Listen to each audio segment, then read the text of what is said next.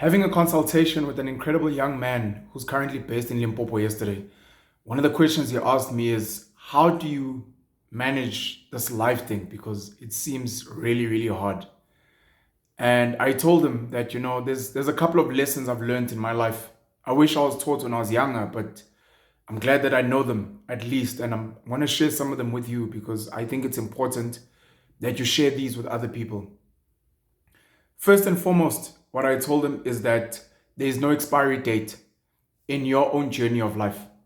What that means is just because society has said you must get your grade 12 or your matric when you're 18, you must graduate from university when you're 23, 24, you must get married by 30 and have a home and children and a job, doesn't necessarily mean that's how your life is going to pan out. Don't ever feel under pressure.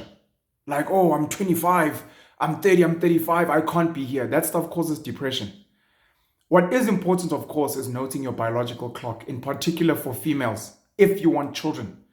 Because unfortunately, from age 28, the egg count starts depleting faster. From age 35, you become high risk. And from age 40 up, you become even higher risk. So for females in particular, and for some men, because the quality of your sperm starts waning from age 35, 40. Men just don't talk about this because men think they're invincible and they can have children forever. But the quality of your sperm does get affected.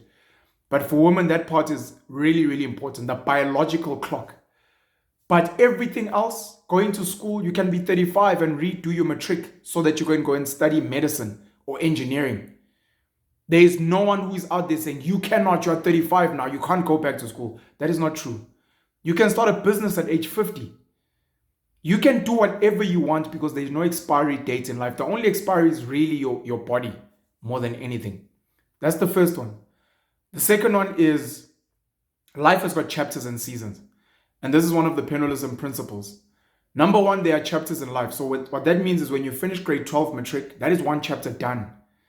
When you're now getting married, as an example, that's another chapter. And when you are constantly living in other chapters, you cannot appreciate the moment.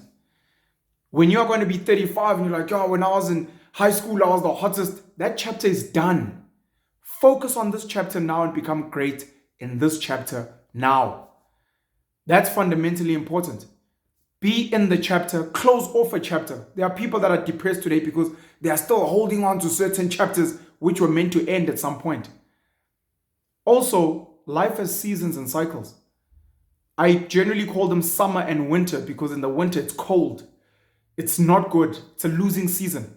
Then there's summer, of course. It's warm, it's hot. It's a winning season.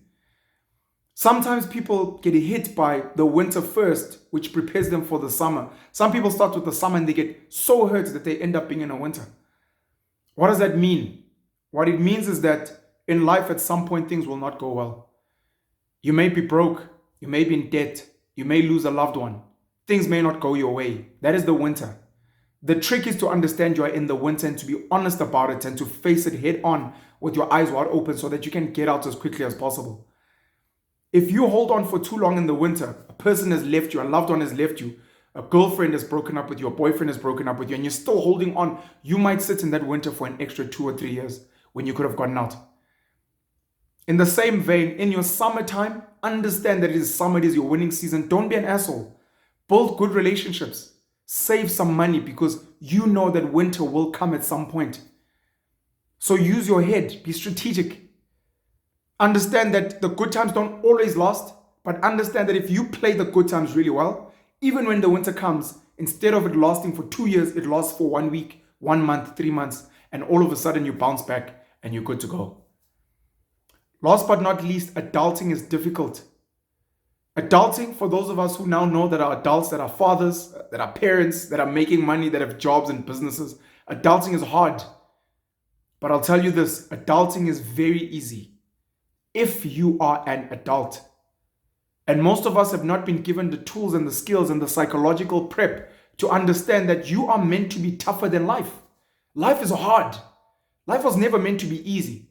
But if from a young age you start building your body, that means you have a strong immune system and you can make it through tough times. If you know how to grow your own food, if you know how to acquire money-making skills, many of them, it doesn't matter if you lose your job, if your business collapses, it doesn't matter if something happens in your family, you know that life is hard and I've built myself to be stronger than life. And for me, adulting is easy.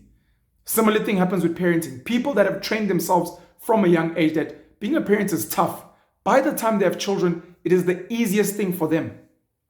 So remember those things. Remember those things. There's no expiry date in life. There are chapters and seasons of life. And understand that life is hard. Adulting will show you flames. But if you can build yourself to be strong, if you can grow yourself and groom yourself to become an adult, life will be easy and adulting will be a walk in the park. Penuel the Black Pen.